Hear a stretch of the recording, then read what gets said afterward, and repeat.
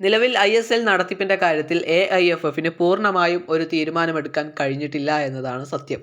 ഏറ്റവും ഒടുവിലായി പുറത്തുവന്ന ചില റിപ്പോർട്ടുകൾ സൂചിപ്പിക്കുന്നത് ഫെബ്രുവരി 5-ന് ISL തുടങ്ങാൻ സാധ്യതയുണ്ട് എന്നാണ്.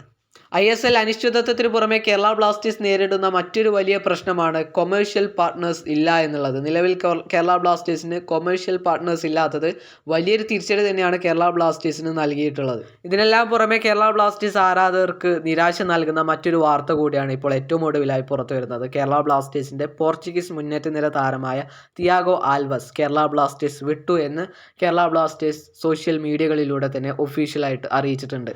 ക്ലബ്ബും തിയാഗോ ആൽവസും പരസ്പരം വേർപിരിയാൻ സമ്മതിച്ചതായി ബ്ലാസ്റ്റേഴ്സിന് സ്ഥിരീകരിക്കാൻ കഴിയും. പരസ്പരം ധാരണയും കാഴ്ചപ്പാടുകളും പങ്കുവെച്ച് ഇരു കക്ഷികളും നടത്തിയ ചർച്ചകളെ തുടർന്നാണ് ഈ തീരുമാനത്തിലെത്തിയത്.